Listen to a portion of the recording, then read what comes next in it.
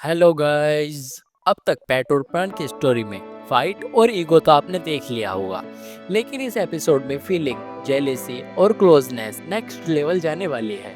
और सबसे खास, क्या ये दोनों एनिमी से समथिंग मोर बनने वाले हैं? ये जानने के लिए वीडियो पूरा देखें। एपिसोड की शुरुआत में हम देखते हैं कि प्राण काफी सैड बैठा होता है क्योंकि वो म्यूजिक कंपटीशन के लिए कोई अच्छा म्यूजिक कंपोज नहीं कर पा रहा होता। तभी भाई उसका फ्रेंड उसके पास आता है और कैजुअली कहता है कि सॉन्ग बनाना उतना हार्ड नहीं है जितना तुम इसे बना रहे हो। बेटर है तुम उस मेमोरी को याद करो जब तुम्हारा कोई करस रहा होगा। ये सुनकर प्राण एक फ्लैशबैक में चला जाता है जहां वो गिटार बजा रहा होता है, लेकिन उसके फिंगर पर चोट लग जाती है। तभी पैट अपनी आईडी काट कर उसे देता है ताकि वो आराम से गिटार बजा सके। ये देखकर प्राण उसे पागल बोलता है, लेकिन इसका फोटो देखकर स्माइल करने लगता है।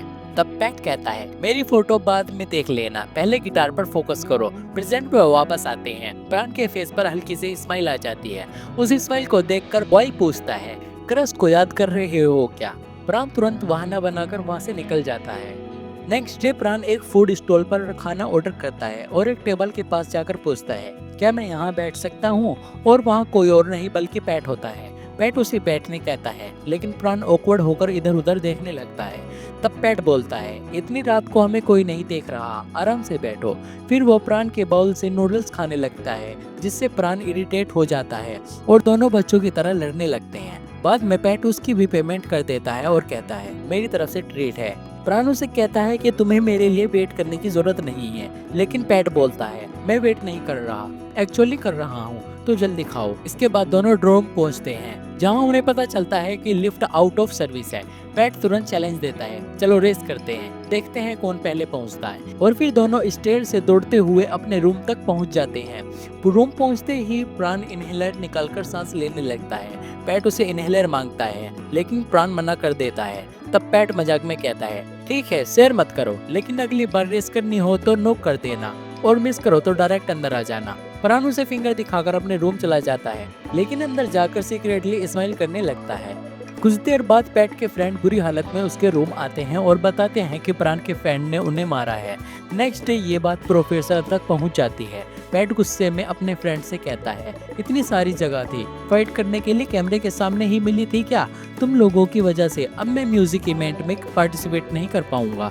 दूसरी तरफ प्राण के डिपार्टमेंट में प्रोफेसर बताते हैं कि बस स्टोव के डैमेज को उन्हें खुद रिबिल्ड करना होगा। प्राण के फ्रेंड आर्ग्यू करता है कि फाइट दोनों साइड से हुई थी, तो पनिशमेंट सिर्फ हमें क्यों? फिर प्राण खुद ही सॉल्यूशन देता है कि कुछ मटेरियल उसके डैडी की शॉप में मिल जाएंगे। नेक्स्ट डे प्राण पैट के सिस्टर के पास जाता है और पूछता है कि क्या उनकी शॉप में ये सामान मिल सकता है। वो एग्री कर लेती है और बाद में ये बात पैट को बताती है कि प्राण कितना परेशान है। ये सुनकर पैट उसे कॉल करता है, लेकिन प्राण इग्नोर कर देता है। तब पैट एक वायर ग्लास के जरिए उसके रूम में मैसेज देता है, इस बार फाइट तुम्हारे फ्रेंड ने स्टार्ट की थी। प्राण गुस्से में बोलता है, अगर तुम लोगों ने उस दिन बार में उसे बुली करके वीडियो पोस्ट नहीं किया होता तो ये सब नहीं होता। पैट शॉक्ड हो जाता है और कहता है कि उस वीडियो के बारे में उसे कोई आइडिया नहीं है, लेकिन प्राण उसे एक्यूज करता है और खिड़की बंद कर देता है। नेक्स्ट सीन में क्लास के बाद पैट प्राण के पीछे जाता है। प्राण इरिटेट होकर पूछता है, मुझे फॉलो क्यों कर रहे हो?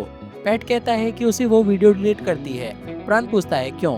पैट जवाब देता है, क्योंकि मैं तुम्हारी हेल्प करना चाहता हूँ। लेकिन प्राण उससे साफ बोल देता है कि मेरी हेल्प करनी है तो मुझसे दूर रहो, और वहाँ से चला जाता है। लेकिन पैट उसका पीछा नहीं छोड़ता, लाइब्रेरी तक पहुँच जाता है। प्राण इरिटेट होकर वहाँ से जाने लगता है। पैट कहता है, ठीक है तुम यहीं रहो, मैं ही चला जाता हूँ और मुझे मिस मत करना। तभी उसे एक इको इनोवेशन डिजाइन कॉन्सेप्ट का पैम्फलेट दिखता है। नेक्स्ट डे प्राण प्रेजेंटेशन देना एक कंपनी जाता है जहाँ पैट भी पहुँच जाता है। प्राण उसे जाने कहता है, लेकिन पैट मजाक में खुद को उसका लकी चार्म बताता है। लिफ्ट में भीड़ होने की वजह से दोनों बहुत क्लोज हो जाते हैं। प्राण awkward होकर उसे देखता रहता है। जब लिफ्ट खाली हो जाती है तब भी पैट उसे टीज करते हुए पास खड़ा रहता है। प्रेजेंटेशन के दौरान इन्वेस्टर पहले एग्री नहीं करते, लेकिन Pat eco friendly idea suggest करता है और इन्वेस्टर मान जाते हैं। प्राण पूछता है, तुम्हें कैसे पता? पैट पैम्फलेट दिखाते हुए बोलता है, अभी मुझ पर से नजर हटाकर इधर उधर भी देख लिया करो। फिर पैट उसे गिटार शॉप ले जाता है, जहाँ स्टाफ को देखकर दोनों छुप जाते हैं और काफी क्लोज आ जाते हैं। पैट बोलता है, तुम बहुत अच्छा स्मेल कर रहे हो। प्राण तुरंत जवाब देता है, मैं नहीं, तुम खराब स्मेल करते हो, कभी कभी नहा भी लिया करो। नेक्स्ट सीन, प्राण बस स्टोव का डिजाइन बना रहा होता है, लेकिन उसे आइडिया नहीं आता। तब पैट कहता है, इतना कॉम्प्लिकेट मत सोचो, प्रैक्टिकल बनाओ।